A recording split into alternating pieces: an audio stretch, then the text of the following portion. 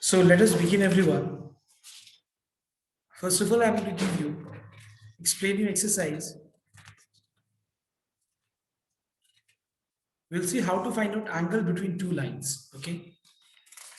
We'll see how to find out angle between two lines. लेकिन हम लोग उससे पहले B से start करते पहले. Yeah. So आज हम लोग देखेंगे कि how to show that the lines are collinear by using straight line concept. Okay. I repeat. Today in this class we will see how to show that the lines points are collinear. Not lines, points are collinear by using straight line का concept. तो एक बार ध्यान से note करना.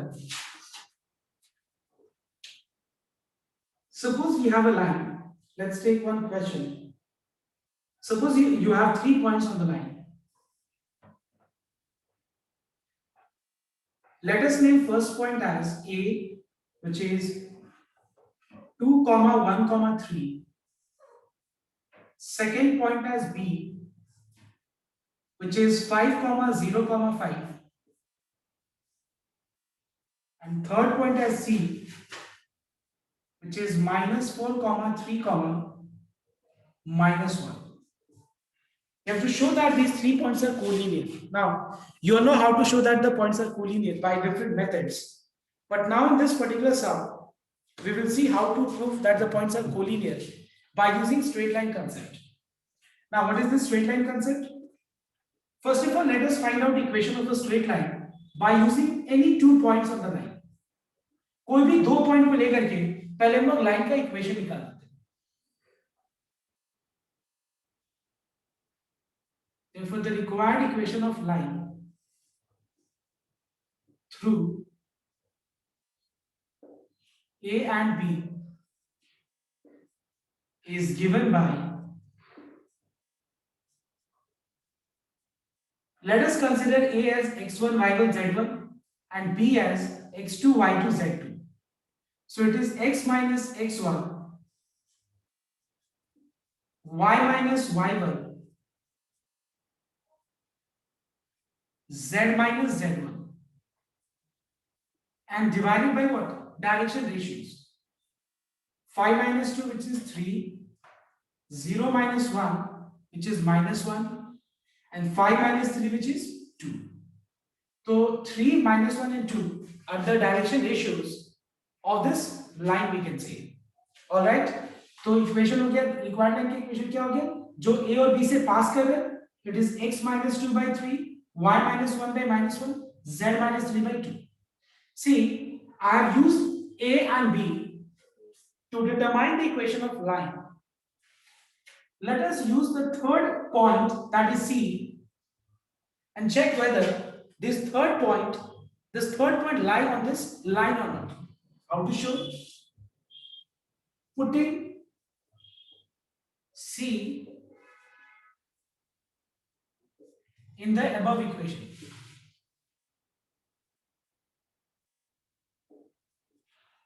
Okay. So अगर हम above equation में जहां पे x है वहां पे अगर हम -4 पुट कर दें, y के जगह पे 3 एंड z के जगह पे -1, तो एक बार देखो सॉल्व करके क्या है. -6 by 3 becomes -2, -2 and -2. So we are finding that all these, I mean, क्या ये तीनों इक्वल आ रहा है? ये पुट करके पॉइंट, यस, क्योंकि तीनों इक्वल आ रहा है वैल्यूज, पॉइंट को पुट करके, आई मीन ये पॉइंट इस इक्वेशन को सैटिस्फाई कर रहा है, तो यहां से हम ये बोल सकते हैं that the points are collinear, we can say. Alright everyone, therefore A, B and C are collinear points. They are collinear points. मैं फिर से एक बार रिपीट कर देता हूं. We have got 3 points to prove whether these 3 points are collinear or not. How to do this? See, there are several ways, right? There are several ways. अभी तक तुम लोगों ने देखा है बहुत सारा मेथड, बट अभी हम जो मेथड डिस्कस करने वाले हैं वो स्ट्रेट लाइन का कंसेप्ट को यूज करके डिस्कस करेंगे. Now what is this straight line का कंसेप्ट? 3 पॉइंट्स में से मैंने A और B को चूज किया to determine the equation of line. You can choose AC or BC, anything. I have chosen A and B and I've determined the equation of line through A and B. So the formula is x minus x1 by direction ratios, y minus y1 by b, z minus z1 by c. So direction ratios कैसे निकालेंगे हम लोग? x2 minus x1, y2 minus y1, z2 minus z1. All right. अब जो तीसरा point unused है, जो तीसरा पॉइंट हम लोगों ने यूज नहीं किया है to determine the equation of line, उस तीसरा पॉइंट को हम इक्वेशन में पुट करके टेस्ट करेंगे कि क्या ये तीसरा पॉइंट इस इक्वेशन को सैटिस्फाई कर रहा है या नहीं कर रहा है। जब पुट किया मैंने x y और z की जगह पे ये पॉइंट को, तो सैटिस्फाई कर रहे हैं। एंड इससे क्या प्रूव होता है कि तीनों पॉइंट्स कोलिनियर है। तो हम लोगों ने किस कांसेप्ट को यूज करके कोलिनियर प्रूव किया? Equation of straight line. Alright everyone, दूसरा मेथड भी पता है तुम लोगों को, AB का डायरेक्शन रेशियोज ऑफ AB निकालो और BC निकालो, या ABAC प्रोपोर्शन आएगा तो कोलिनियर है। तो बहुत सारा मेथड है, यू ऑल नो दैट, जो कि तुम लोगों ने पहले भी देखा है। So I want everyone to cooperate on this sum and I'll teach you one more sum. मैं एक और सम कराऊंगा, फिर तुम लोग एक सम खुद से करेगा। तो एक्सरसाइज B हो गया। वैसे C देखना और 15 मिनट लगेगा, तो सारा एक्सरसाइज 15 मिनट में तीनों एक्सरसाइज कंप्लीट हो जाएगा। And then today we can complete straight lines. So please everyone cooperate on fast. So everyone just see the next question there. We will apply the concept of what we did in this particular sum. So the question is 3 points are collinear. क्या है question? 3 points A -1, 4, -2, B lambda, mu, 1 and C 0, 2, -1 are collinear points. Question क्या है? Question है कि ये तीनों points collinear है। इससे पहले वाले सम में कोलिनियर प्रूव करना था, इस सम में कोलिनियर दिया हुआ है और हम लोग को लैम्डा और म्यू का वैल्यू निकालना है। सो अगर ये तीनों पॉइंट्स कोलिनियर है और लैम्डा और म्यू का वैल्यू निकालना है, तो कोई मुझे स्ट्रेट लाइन का कांसेप्ट को यूज करके, अब तुम बोलोगे सर एग्जाम में थोड़ी ना मेंशन रहेगा, हम कोई भी मेथड से निकाल सकते हैं। मैं वो नहीं बोल रहा हूँ, I am saying using the concept of straight line, and yes, exactly, you can use any method in the exam. So can anyone guide me how to find the value of lambda and mu if the 3 points are already collinear given? Yes.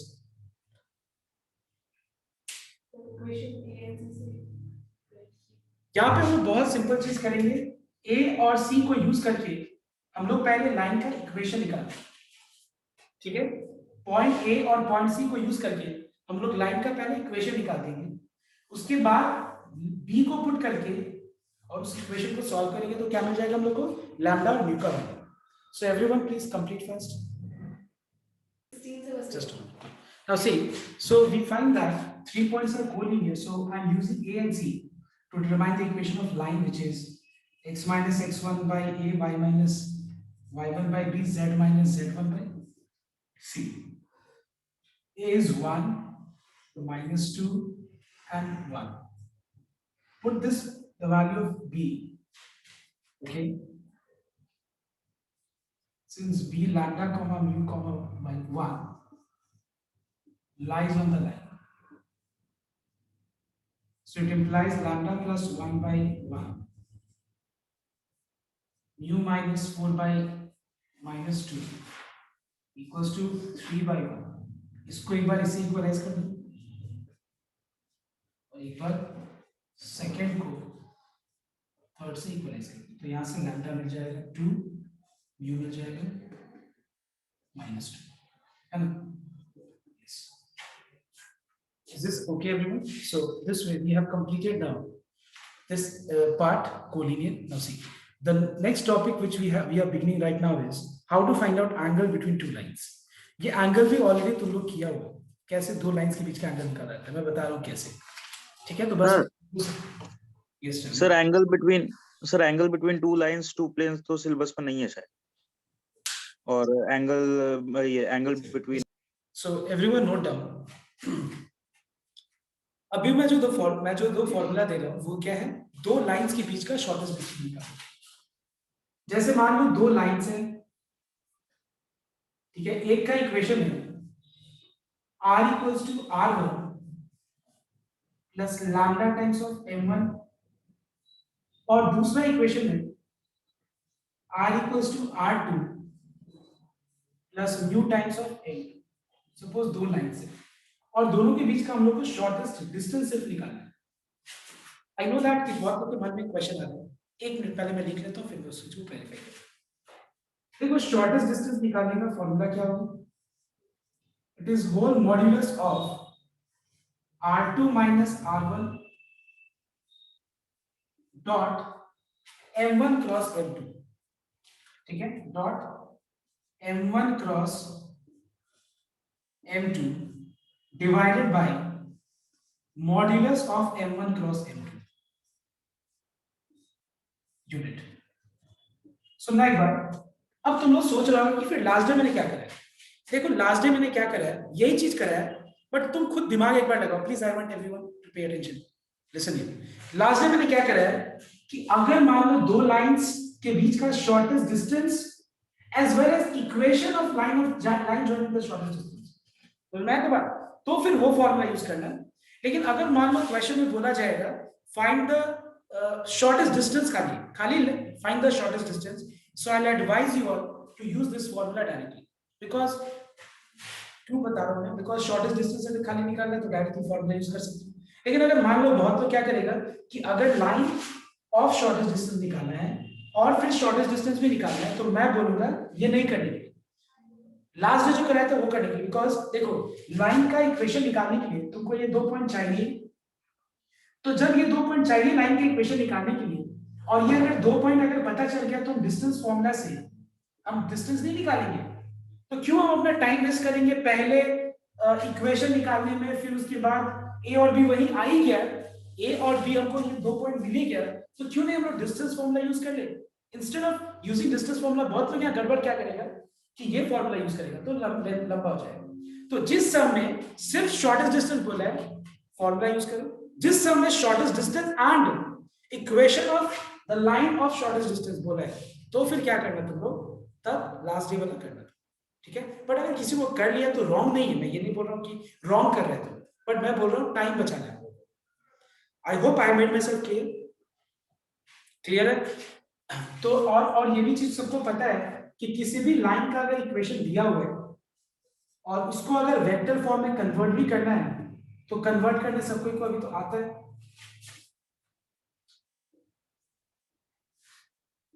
ठीक है। इसको vector form में convert कैसे करेंगे हम लोग, क्या होगा इसका vector representation, r equals to what, yes r equals to,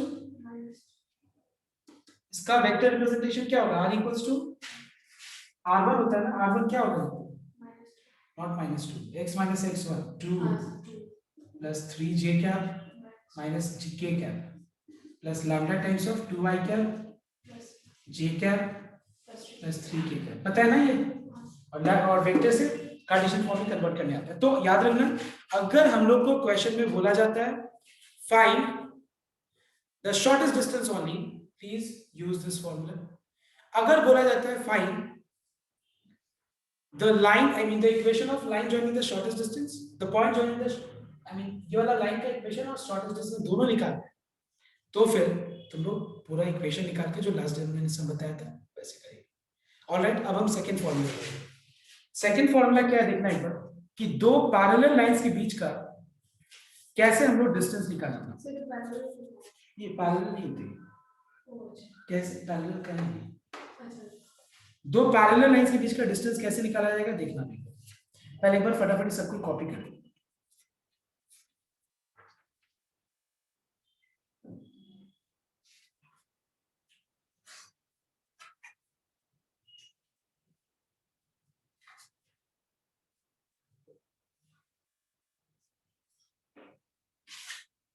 अच्छा आपको एरो देना तो बोला होगा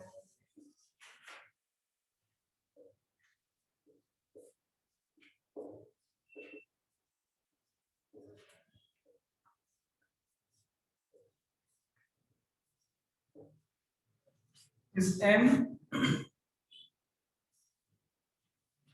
cross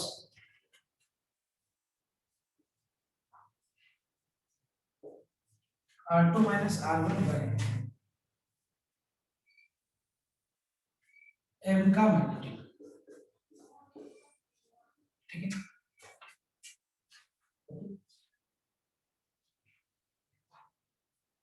ठीक,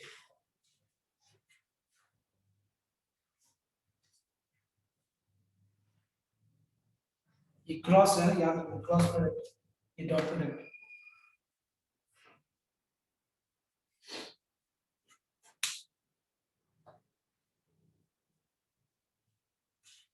अच्छा एक और चीज है, तुम लोग से मेरा एक क्वेश्चन है, अगर मान लो क्वेश्चन में बोला जाता है show that the lines intersect और नॉट, सिर्फ इतना ही है, लाइंस इंटरसेक्ट और not, intersect and find the point of intersection नहीं, लाइंस क्या इंटरसेक्ट कर रहा है कि नहीं कर रहा है, यस और नो।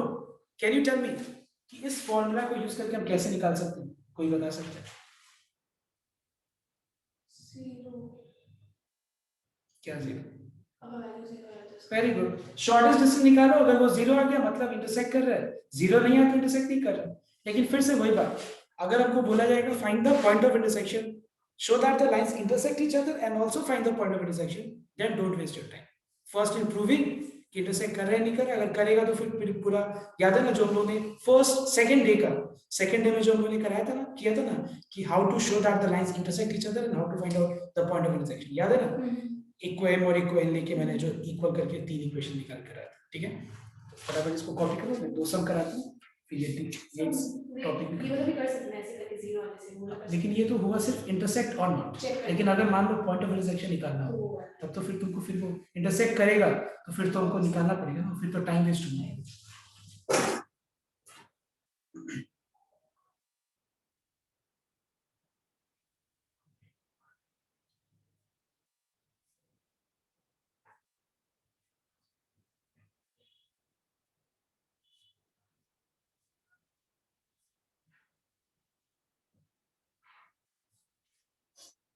ओके कॉपी सकते हैं।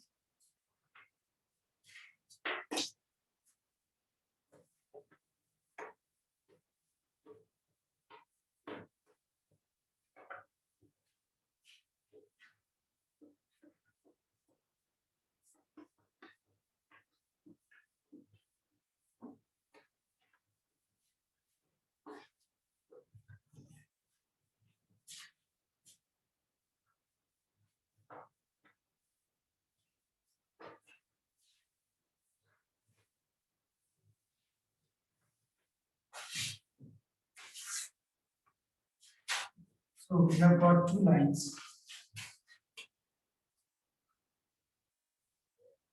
Let's take r equals to minus 4 I cap plus 4 j cap plus k cap lambda times I cap plus j cap minus k cap.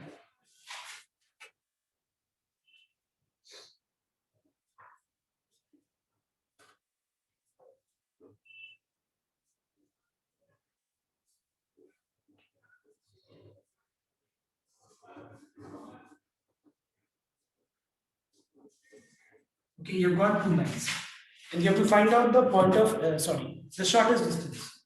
तो मान लेते हैं कि पहला लाइन है r equals to r1 plus lambda times of m1 और दूसरा line है r equals to r2 plus mu times of m2। तो तुमको पता चल गया कि m1 कौन सा है, m2 कौन सा है, r1 कौन सा है, r2 कौन सा है, राइट। ये हो गया r1, ये हो गया r2, m1 m2। अब बस फॉर्मूला यूज कर लो। तो फॉर्मूला में तुमको समझना है कि क्या क्या निकालना है। सबसे पहले R2 और R1 का डिफरेंस निकालना है, उसके बाद फिर M1 और M2 का क्रॉस प्रोडक्ट निकालना है, फिर दोनों जो आएगा उसका डॉट प्रोडक्ट निकाल के और इसका मैग्नीट्यूड से, किसका, M1 क्रॉस M2 का मैग्नीट्यूड से डिवाइड कर दो। तो एक बार सबको करो, समझ में आ गया क्या करना है, do first. Okay everyone,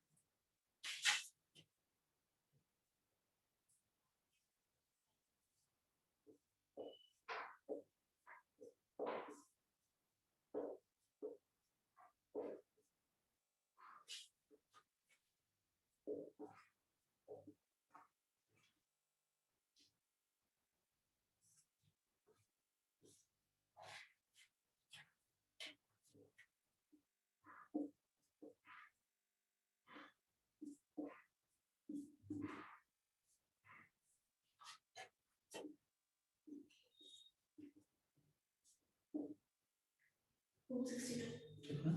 262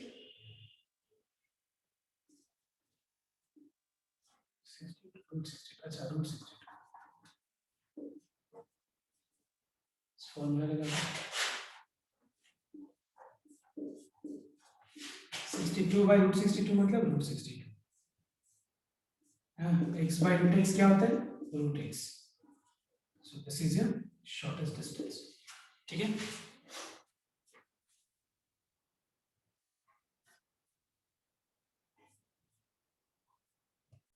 So everyone note down, in this sum, there are two lines, you have to find out the shortest distance between them. Now it is your task to identify whether the lines are parallel or, I mean, you have to use this formula parallel lines ka distance, or non-parallel lines ka distance. Now can anyone tell me whether the lines are parallel or not? so parallel Yes, it is parallel here. Okay, so everyone find out the shortest distance between these two lines by using the second formula जो आज मैंने दिया है. Complete first. तो sir ये new क्यों दिया है So let us consider the first equation as r equal to r1 plus lambda times of n.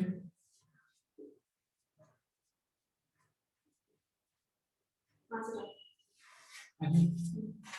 तो सबसे पहले r2 minus r1 2 i cap plus j cap plus minus k cap. फिर उसके बाद m cross r2 minus r. तो ये हो जाएगा -9 I cap, J cap, K cap, N क्या है 2, 3, 6 और ये हो गया 2, 1 minus 1 -3 -6 minus J cap -2 -12 plus K cap 2 -6 that is -9 I cap plus 14 J cap -4 K cap. इसका मैग्नीट्यूड निकालना पड़ेगा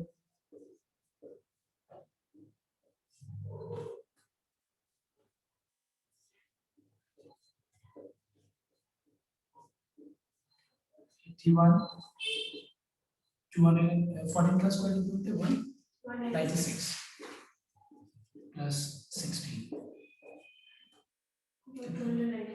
293. What is m का magnitude? Sir √49 Means 7. सर तो बस आगे. Is this clear everyone? So you have in this exercise you have this one. मतलब ये जो हम लोग दो चीज जो डिस्कस किए इतना ही है ये एक्सरसाइज. ठीक है. अब एक और चीज मैं बता ही देता हूँ. ठीक है. एंगल से रिलेटेड लेकिन एक बार वो कर लेना सही रहता है मुझे लगता है. सो मॉड्यूलस टाइम में तो लाइक अगर ओनली स्केलर क्वांटिटी उसमें तो वापस रूट नहीं आएगा ना क्या चीज फिर से बोलना? ये लाइक मॉड्यूलस टाइम में बस उससे होता है ना कि वेक्टर टू स्केलर कर सकते हैं हाँ.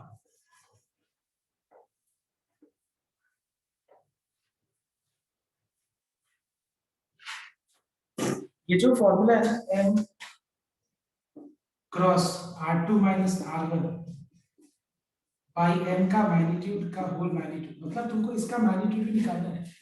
ठीक है. m क्रॉस जो r1 minus r2 है उसका मैग्नीट्यूड भी निकालना पड़ेगा. Okay. Now just next part. अच्छा बताओ तो एक बार दो वेक्टर परपेंडिकुलर कैसे प्रूव किया जाता है? If I say that prove that a is perpendicular to b क्या करोगे तुम बताओ? डॉट प्रोडक्ट जीरो करना है. सिमिलरली एक बात बताओ. सपोज एक लाइन है x minus x1 by a y minus y1 by b1 let's say a1 b1 z minus z1 by c1. दूसरा लाइन है x minus x2 by a2 y minus y2 by b2 z minus z2 by c2. अब बताओ एक बार अगर हमको show करना है कि दोनों लाइंस परपेंडिकुलर है तो कोई बता सकता है दिमाग लगा सकता है कैसे शो करना? सर डायरेक्शन रेशियोस का प्रोडक्ट का सम जीरो. दोनों का डायरेक्शन रेशियोस का प्रोडक्ट का सम क्या प्रूव करना है? जीरो. मुझे मतलब ऐसा लग रहा है कि अगर ये चीज मतलब जान लेना चाहिए. एंगल से रिलेटेड कांसेप्ट है जो कि सिलेबस में नहीं है लेकिन ये चीज जान लेना चाहिए कि अगर दो लाइंस परपेंडिकुलर है तो दोनों का डायरेक्शन रेशियोज का प्रोडक्ट का सम जो है वो क्या होगा, 0, क्योंकि तुमको पता है कि जब दो वेक्टर्स परपेंडिकुलर होता है तो दोनों का डॉट प्रोडक्ट क्या होता है, 0। Okay, I hope it is clear to everyone. तो ये है तुम्हारा straight lines. Okay, straight lines में यही पूरा इतना ही चीज है टोटल।